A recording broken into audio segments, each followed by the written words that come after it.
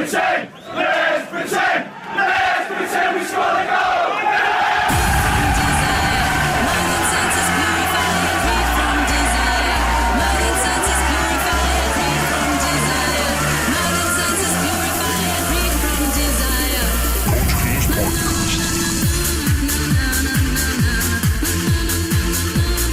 Welcome everybody to episode 15 of the Cage Killers podcast. My name's Nick and I'm here with Stefan. And what a show we have this week. Stefan, how have you been, mate? How's your week been? I've been great. My week's awesome. The weather's lightened up outside. The sun's out. The birds are singing. Beautiful, You know, everything's going good. Just finishing my coffee here. So Nice.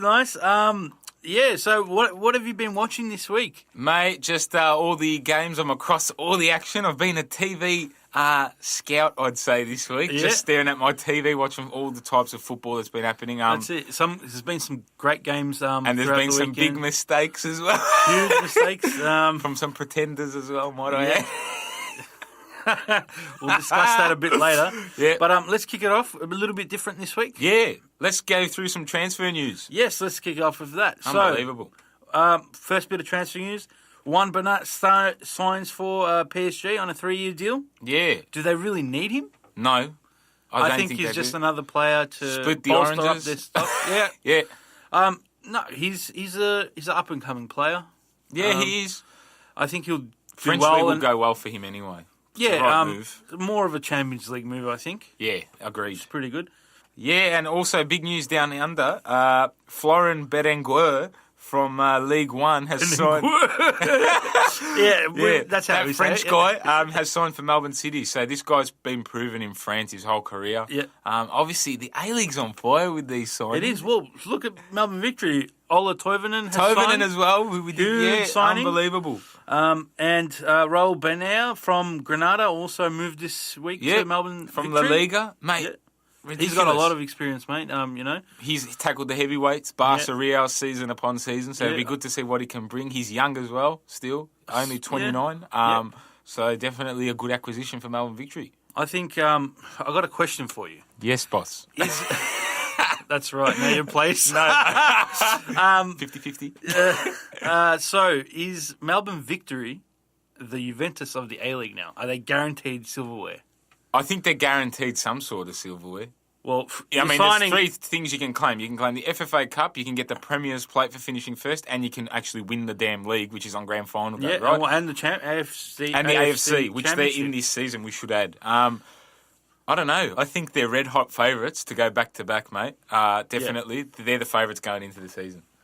Yeah, I agree. I think depending on who else signs in the A-League, still, though... We're still awaiting salary caps from a lot of the teams as well and visa spots. So who knows who's next? I don't know, but Honda, Toivonen, De Jong for Sydney, but Victory, these players...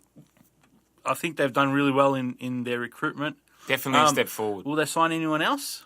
Yeah, well, apparently they've still got cash left over. I was reading an article. So God knows who they're going to sign next. But everybody, no problem. come to Melbourne Victory if you want to win. But also Australian legend. Yes, Mr. Timmy Cahill. Yeah, he moved as well. He's signed for a Indian Super League team. Their name is... Jampandespur or something like that. No one really cares about the team name, but what a signing for the Indian Super League. Absolute legend in Timmy Cahill, proven goal scorer. The best Australian player. Yeah, definitely. He'll be tearing that league apart. Also, he's been given a farewell game. Apart from that news of him signing, he's been given a farewell game against Lebanon in November at ANZ Stadium in Sydney. So that's a good thing that the FFA has done, and I think they should have because he's been our best player in the last 10 years, without a doubt. Huge. It's going to be sad to see him go, but now the FFA they need to start finding a quality replacement. Agreed. They need to. The Arnold era shall begin. Yeah, definitely. Let's talk about some results from around the leagues. Yep, we've got did you see Barca play? Oh my God, they went behind, and then it was just annihilation. Annihilation, 8-2. Oh my God, they looked so dangerous, mate. Messi was on fire. Yep. as always. What about PSG smashing 4 goals in on their way to victory? Just another 4 goals. Yeah. Mickey They're Mouse just League. brewing for the Champions League, mate. They're brewing. Well, they're only playing for the Champions League because no one's going to be contending against them. Correct. Some disappointing news Yeah. again from I can't believe. And again, I thought from Leverkusen. Yes, you sucked me in as well to this. They didn't have a very good outing this week. Hopefully they can turn it around. I think they're a quality side, mate. Come on, Leon Bailey, mate, get him up. He's obviously not doing much apart from worrying about his hairstyles each week. in your favourite league, the Italian league. All I got to say is I watched Napoli lose 3-0 to Sampdoria, and I've got to say that Sampdoria absolutely killed it. De Frel with 2 goals, Guagliarella with a delicious back heel volley.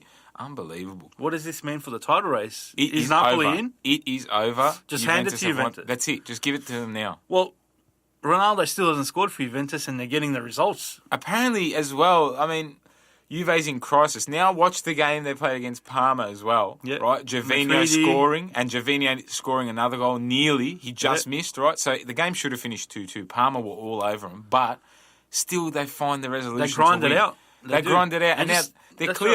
Right. Well, just imagine when Ronaldo starts That's right. scoring It's a goals. matter of time. It's a matter of time, mate. Yeah, and some more A-League news. Yes. The man, the Did great you watch man. it? I did.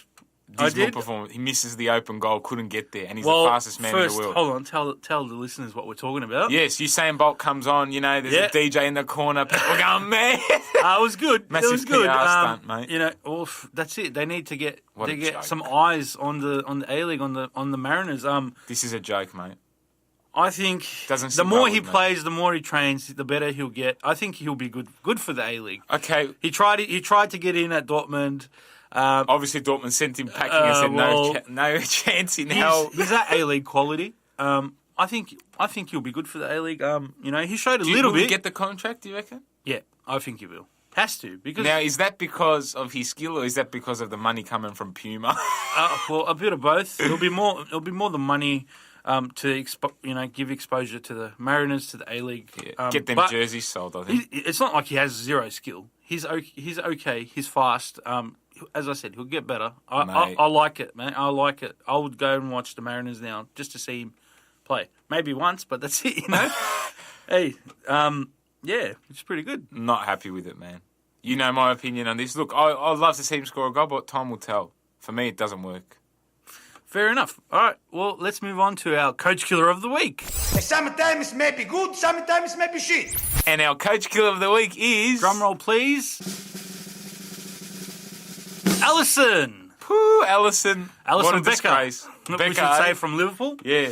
I was about to say Karius, but because they're very similar. And this is a prestigious moment. Well, they're as not similar. Allison is 10 times better. But hang on, Nick. Before we get into it, it is a prestigious moment for the podcast because it this is. is the second Liverpool goalkeeper in 15 episodes as our coach. Yeah, killer. the second Big Dipper. Beautiful. Well, it's a well-deserved Coach Killer of the Week. It's well deserved. I don't know what he's thinking, mate. You're not an outfield player. Just play the ball safe. You're a goalkeeper. There's a reason you're a goalkeeper. That's and right. not a defender, midfielder, attacker. And this is the thing, right? Sold from Roma with all the hype surrounding him. Liverpool saying that, he was the missing piece of the puzzle and, if they get a solid goalkeeper, that's their saviour. He's going to win them trophies. Mate, didn't we speak about this last week? We did. I don't understand it. If De Gea was doing that for United or, Courtois was doing that for Real Madrid or, as a Balaga was doing it for Chelsea, I think everyone would be upset. What? Just because you're Brazilian? Come on, mate.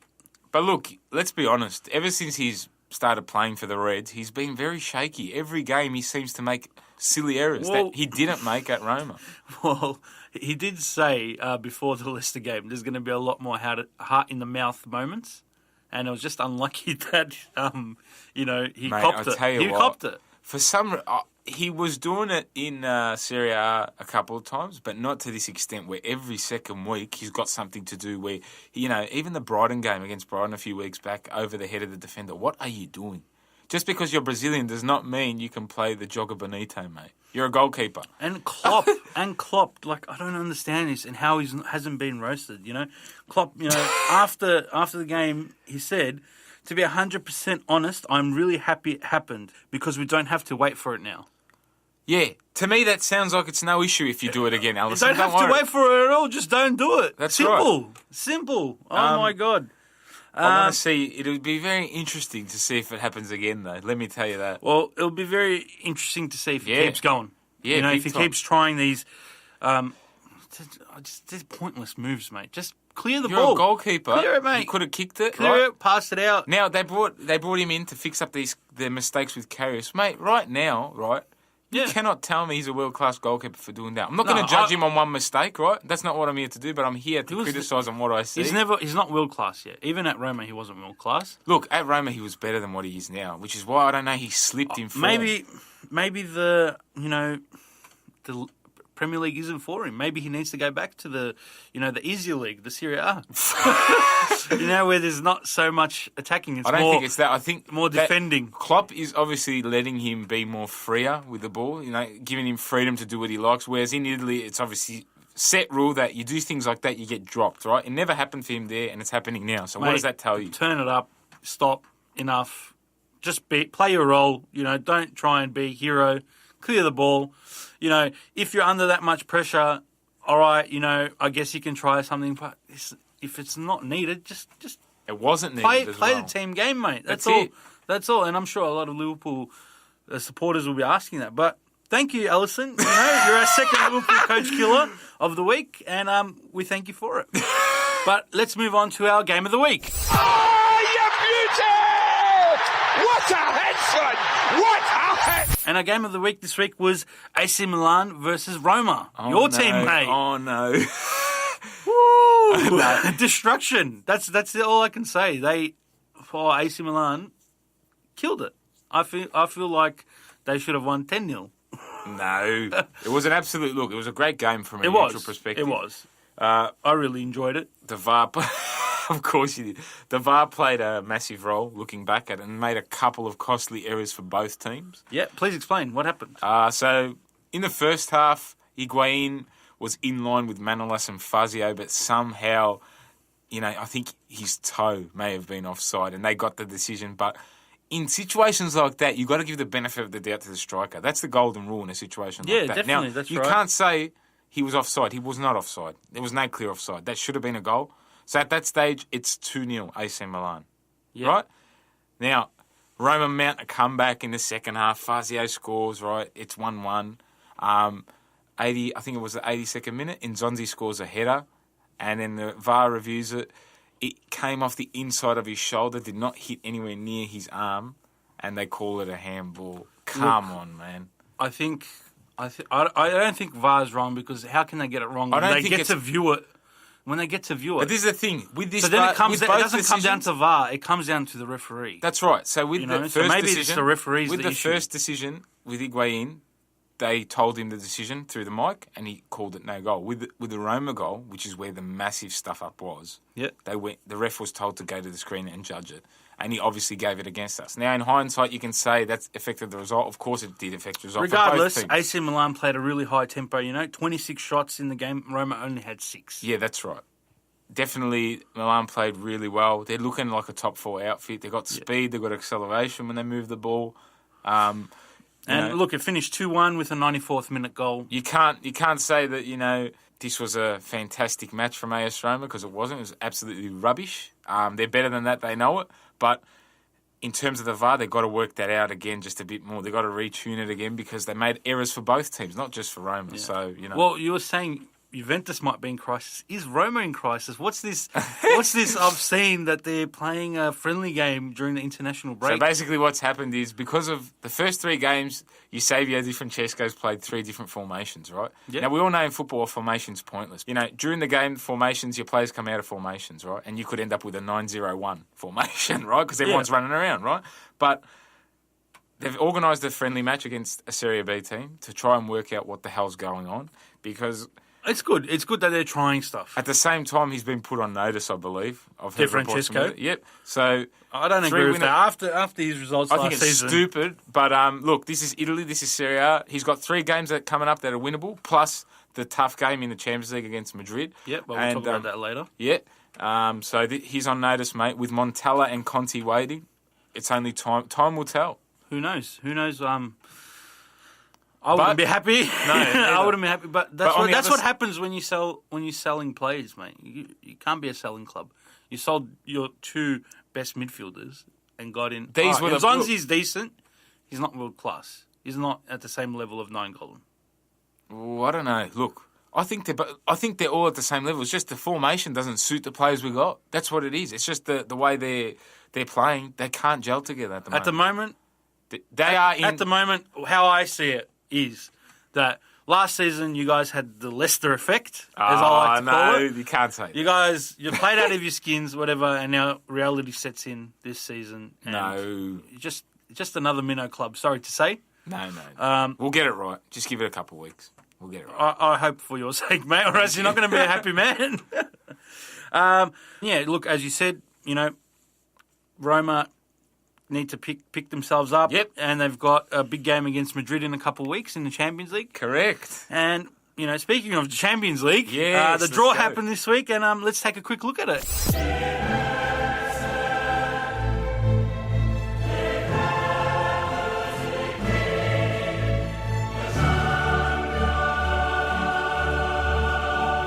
Yes, ladies and gentlemen, welcome to the Coach Killers podcast, UEFA Champions League preview.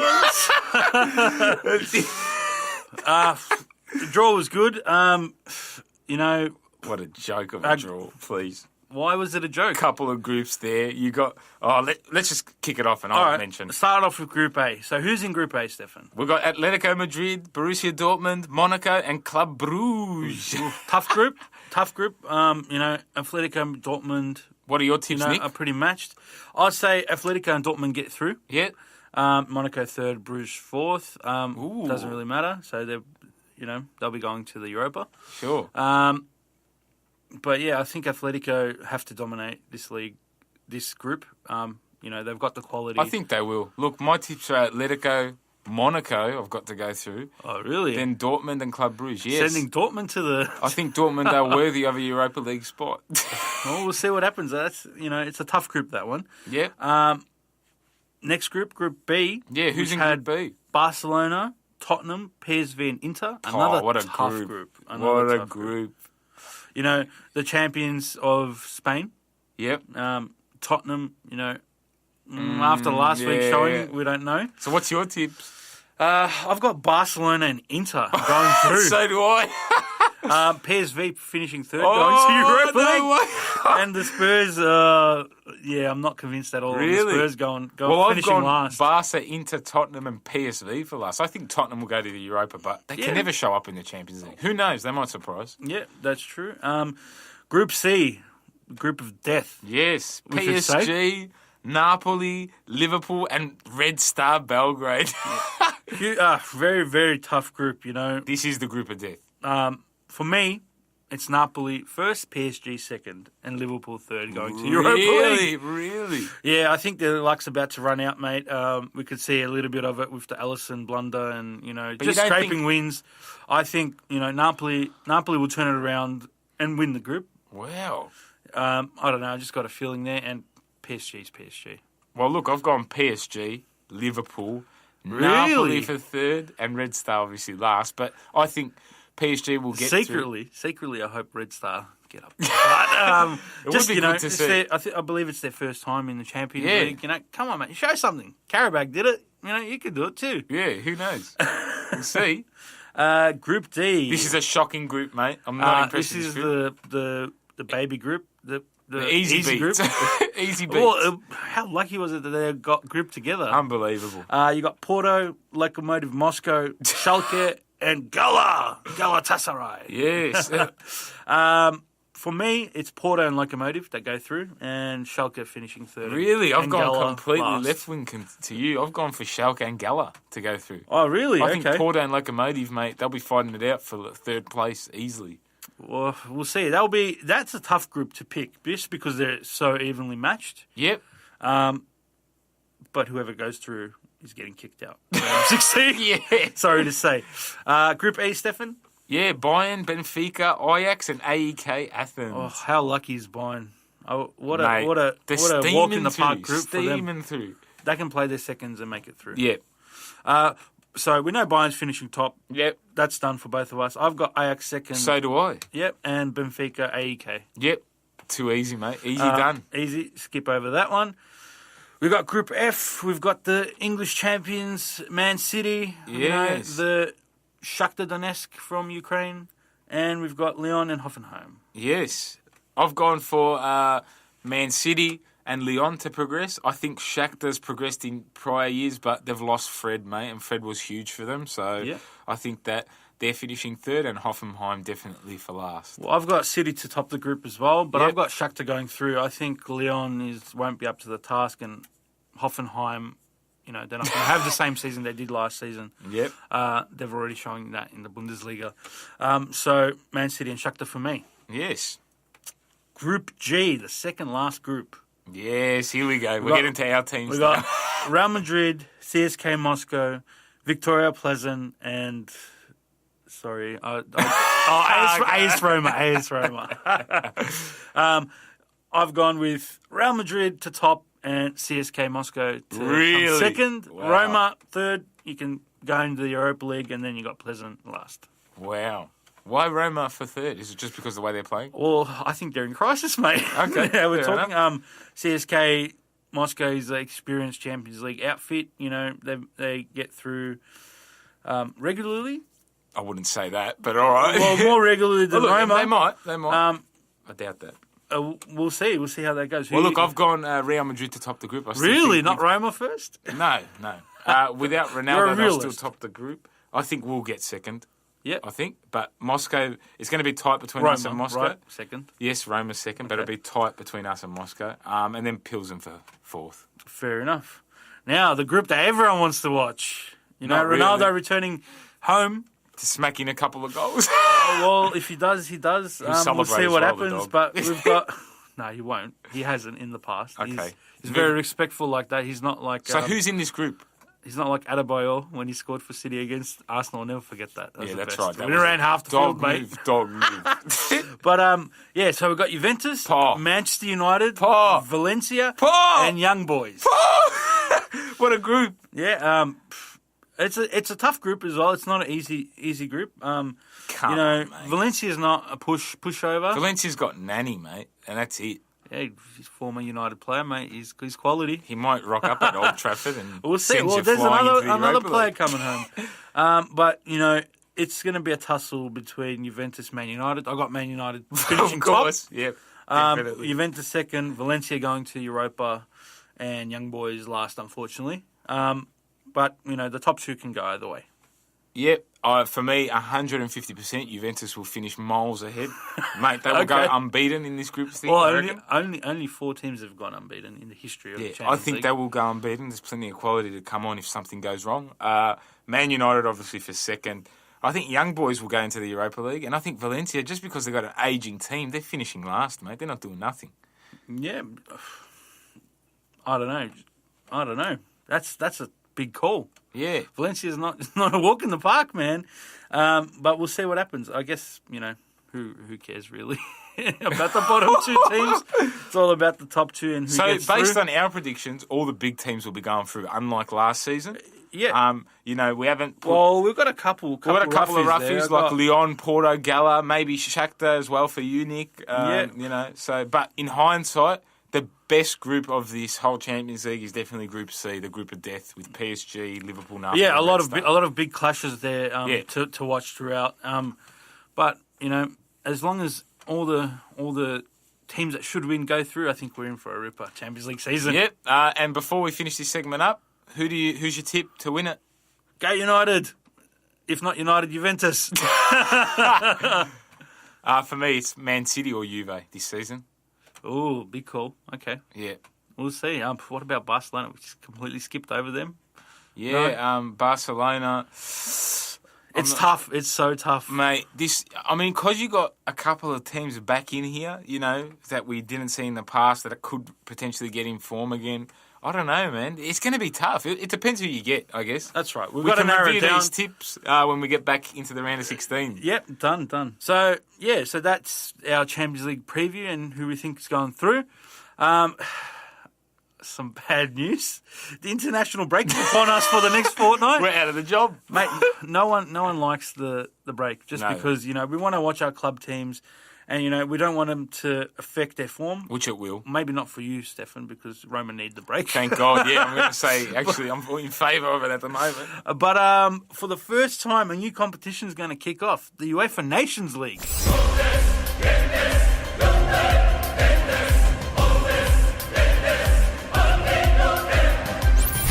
Wow.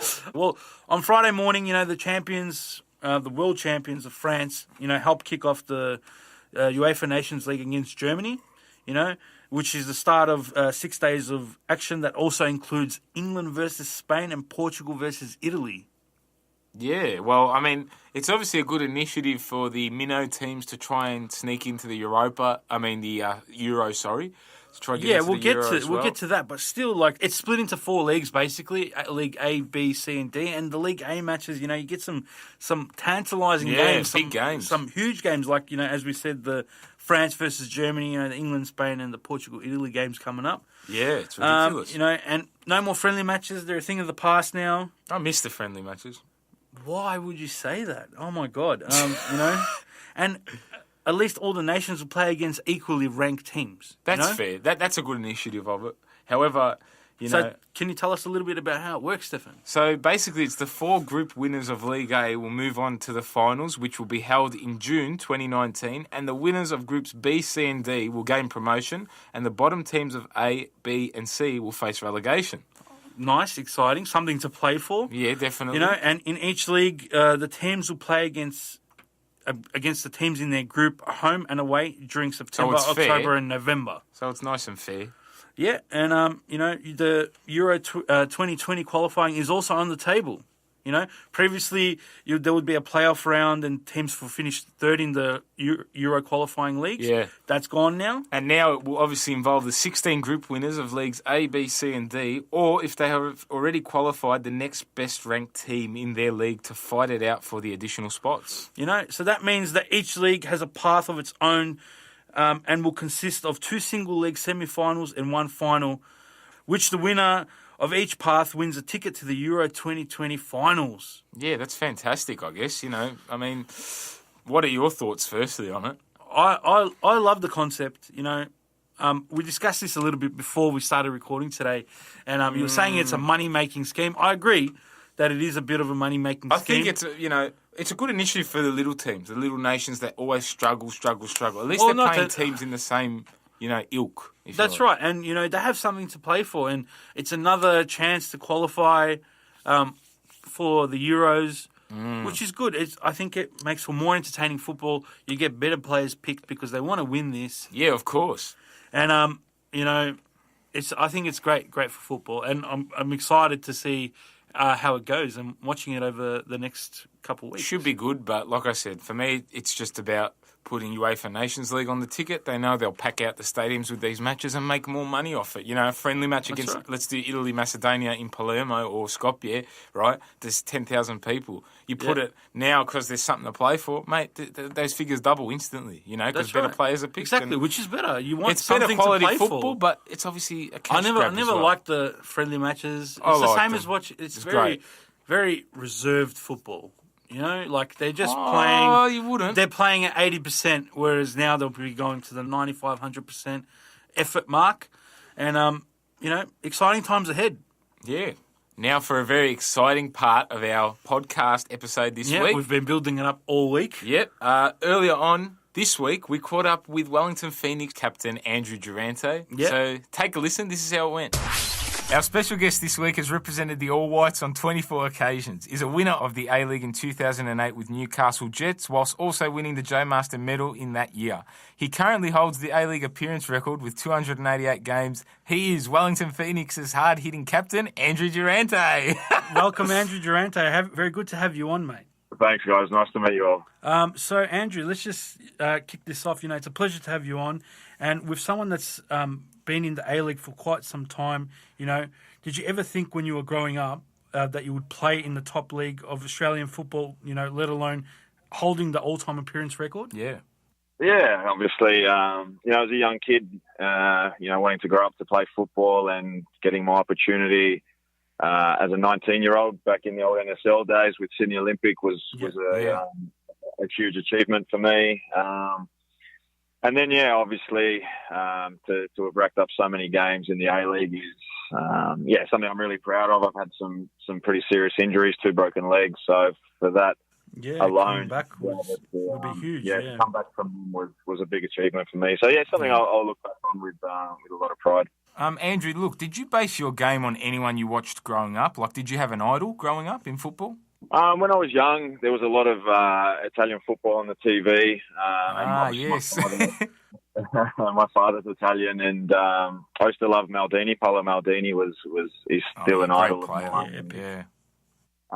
But then when I kind of made it into the first team, or was a youth player, but wanted to be like a first team player, Ante Juric was someone that I really looked up to and kind of wanted to emulate the way he played. He was a really classy player and really composed on the ball. So he's someone that I really wanted to emulate. Fantastic, yeah. Yeah. So you've always wanted to be a central defender then, looking up to Paolo Maldini? Yeah. Even my young junior career, everything, I've always been a centre back. We used to play with kind of a libero sweeper system as well. I played that, which I really enjoyed. Nice, yeah. So never been probably quick enough to be on the wings, the fullback position. It's just an Italian thing, isn't it? To be a defender.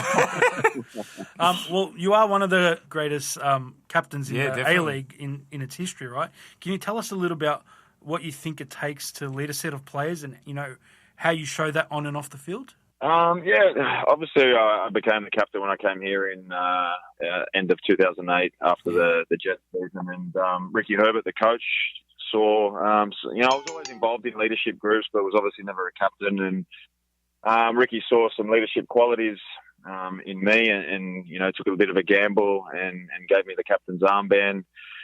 I think it's a process where you learn. I wouldn't say I was a great captain straight away. There was a lot of things that I reflected on that I could have done better, or you learn as you go. But definitely, obviously being the captain now for 11 seasons, I think it's mostly about just understanding players. You must be doing something right, to hold it for so long. Yeah, that's right.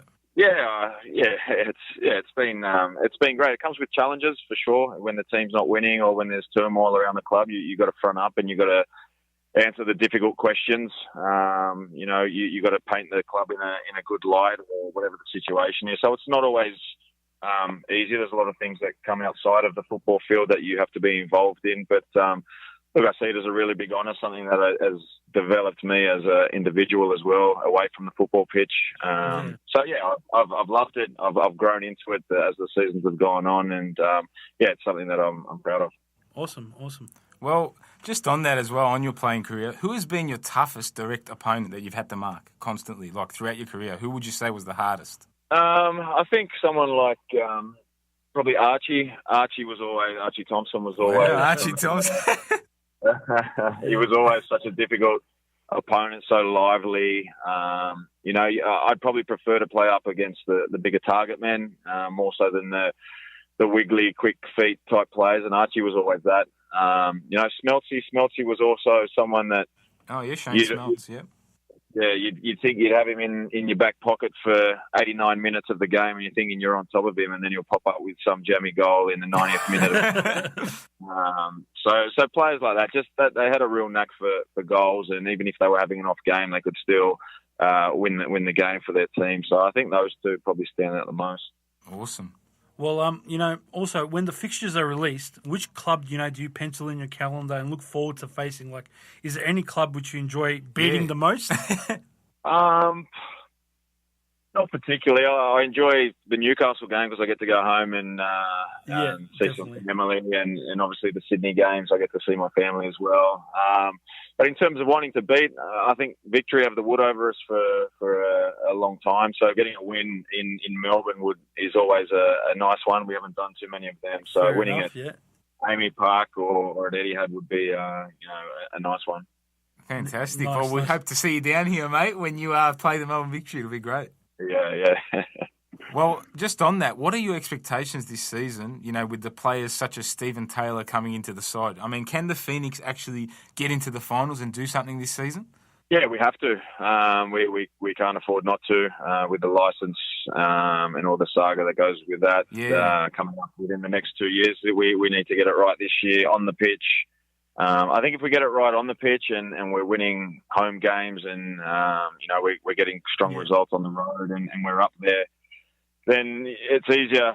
Fans will start coming back. TV ratings will pick up. So everything kind of flows on from us doing well, and we understand that. We've got a lot of pressure on ourselves this year to make sure that we're definitely in this top 6. I think that's the minimum where we need to be. But our aspirations are to finish as high up the table as we possibly can. And I think the team that Mark Ruden's assembled so far has been excellent. He's made some really savvy signings. We've still got a foreign spot to fill and maybe 3 or 4 other players. So fantastic. We're going to be a team that's really difficult to play against. That's hard to break down. And you'll see a much improved team. You'll see a much improved team than last season, without doubt. Yeah. Well, how has it been having someone like Stephen Taylor who's come in? Being around someone that's played in the Premier League. Has he taught you anything new?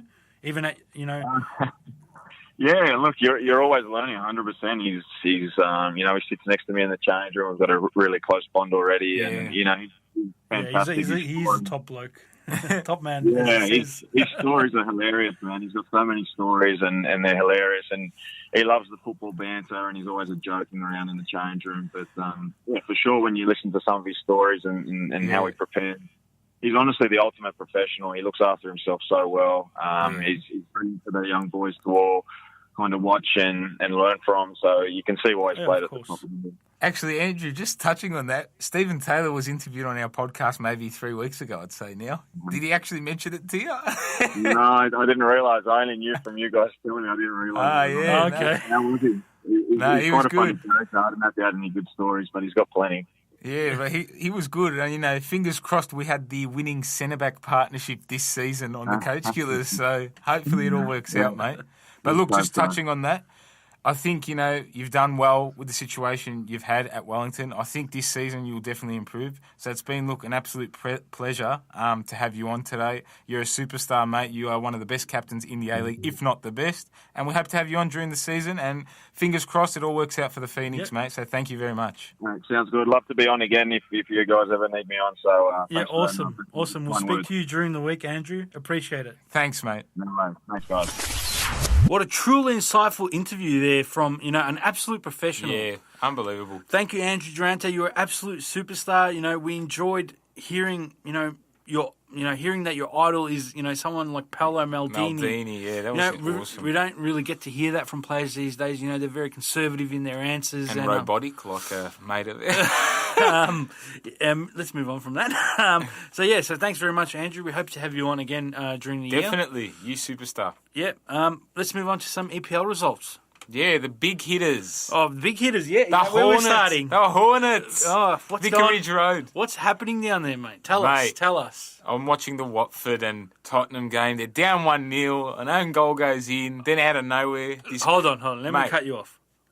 4 from 4. Yeah, that's right. Watford. Oh, my God. Yeah, that's right. They have never done that in their history. Mate. They have never won their first 4 games in the top flight. This could be the start of something special. Possibly.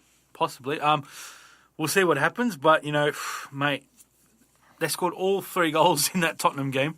Yeah, I mean, Tottenham didn't have a needle in a haystack, mate. That's what they looked like, trying to find goals, pepper the goal. It didn't work. Yeah, well, Watford went behind after an own goal, from Decore. And you'd think from there Spurs would come out and just annihilate them and, just keep going and going and going, but it didn't happen, mate. After they went in, they got a goal. They went into halftime 1-0. You'd think after going down 1-0, to a comical own goal, I should say, you'd think Spurs would just, keep going and take it away. No, not at all. Especially after their result last week against Manchester United. They were touted to be the major title contenders for City. They are bananas now, mate. And Watford come out second half, amazing goal, Everyone's from Troy standing Deeney and beautiful header from Cathart. Yeah. It was, awesome to see, and awesome for them to put Tottenham in their place. I'd like to see where this is going to go. I just want to know who they got after the international break.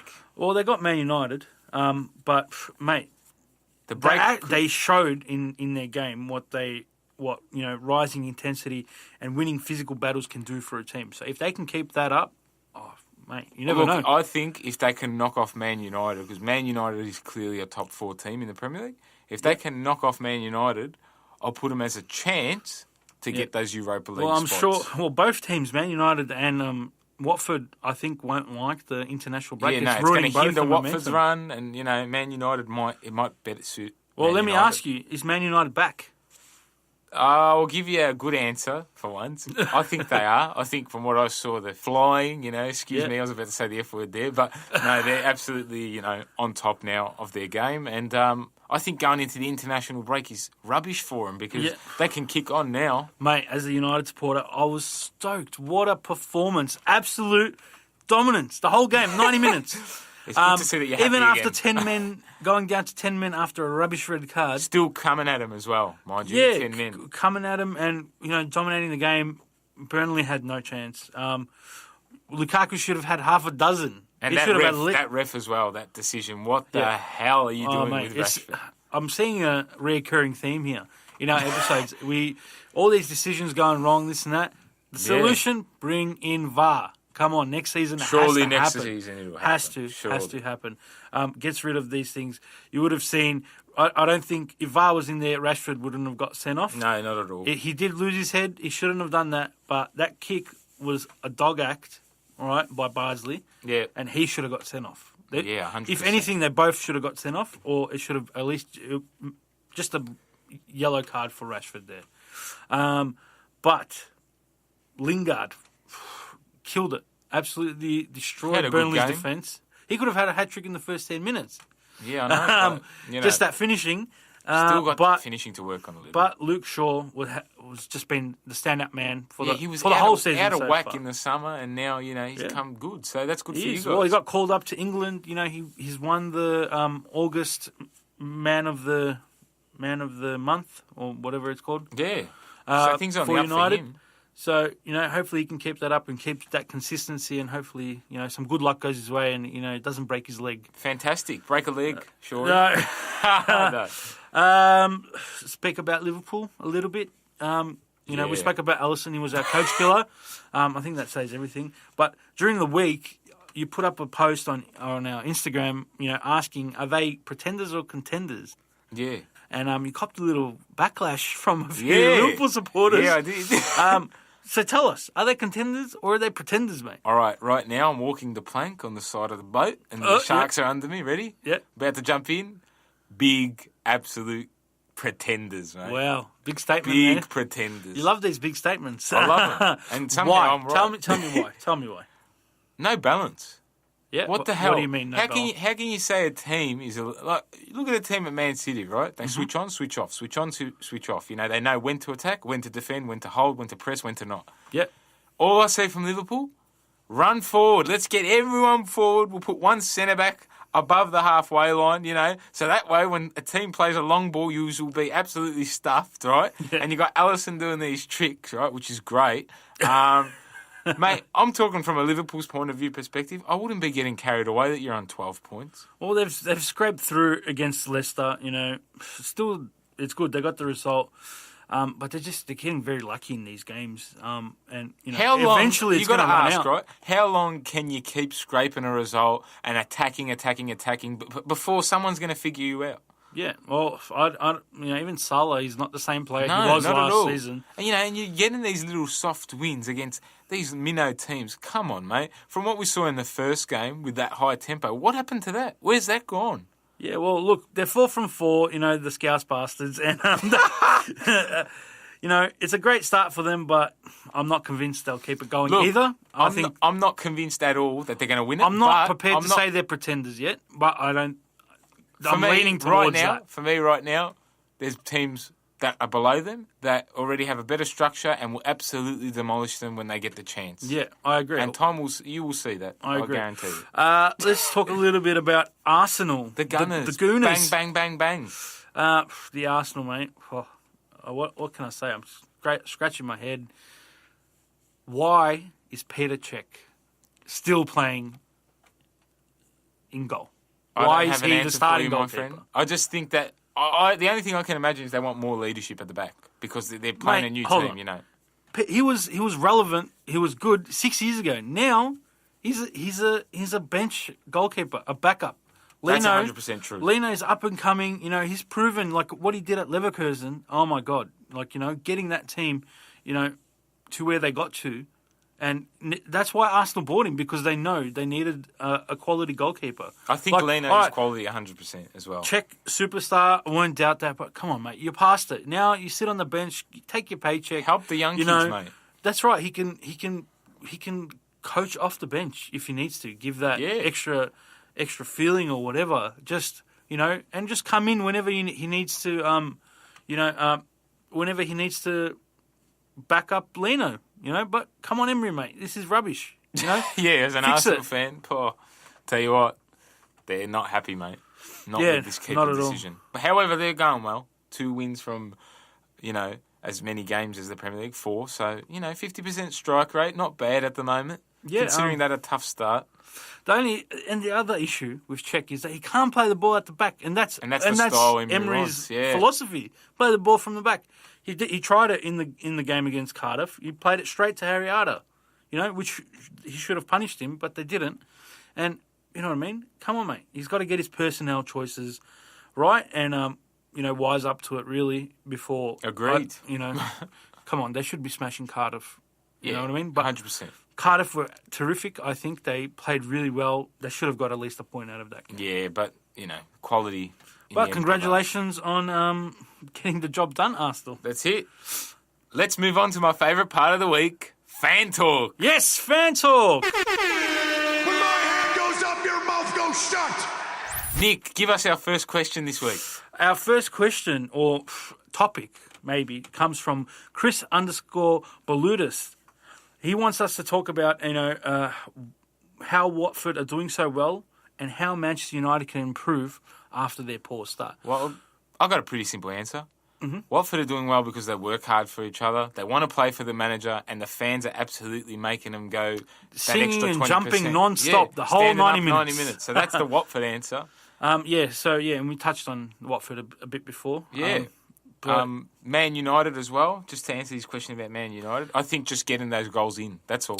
Yeah, that's so a bit of finishing, the more they play together, the better they'll be. It'll come anyway. So the fitness is picking up, you know, and we just got to get a few players back as well from injury. Yeah. I think within a few weeks, they'll be in touching distance of the top 4. I can't wait for that Watford game, and I think that'll be a cracker, a ripper. Yeah. Who's our next question from? Yeah, our next question's from Everything Perth Glory. Yep. He wants to know, who are the key players for Liverpool and why are they doing well? We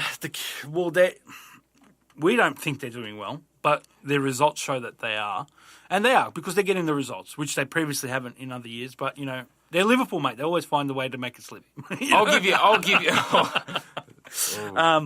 But shots fired. Their key players are Virgil van Dijk, Alisson, and I'd say Mane. You know, for me, the key players, right, to that team doing anything at all is Firmino, Salah, and Mane. They're the 3, and that's the thing. But you just roasted them about their balance. But my point is, which is why I'm going to roast them again, you need to have balance in the team. You can say that, Liverpool's on top of the table, but if you look at Chelsea when they play, Chelsea have a structure. All right, they might be scraping results, but they've got a structure. They know how to defend. They know when to attack. Klopp is just all about on the counter. And when we enter the things like the FA Cup, Champions League, when that part of the season gets there, I don't know how they're going to cope. Yeah, I really plus don't. The Carabao Cup too. This is another one. That's fair enough. I think they are doing well. If you're a Liverpool fan, all the best to you. But their key players, you have to say their key players are down their spine. So the goalkeeper, Virgil van Dijk, you know.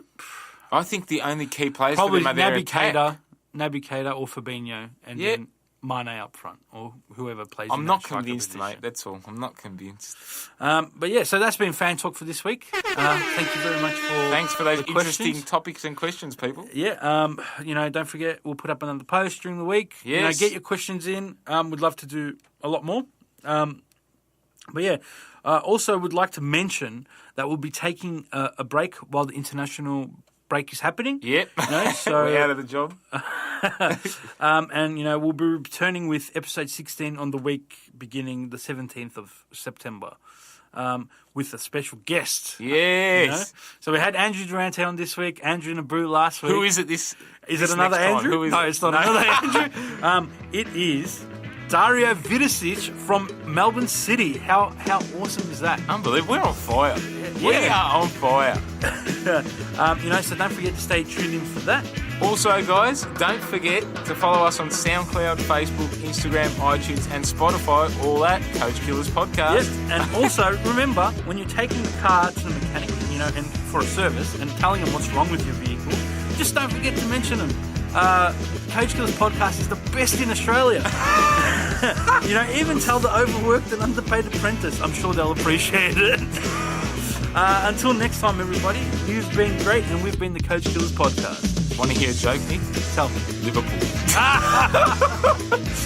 Too much.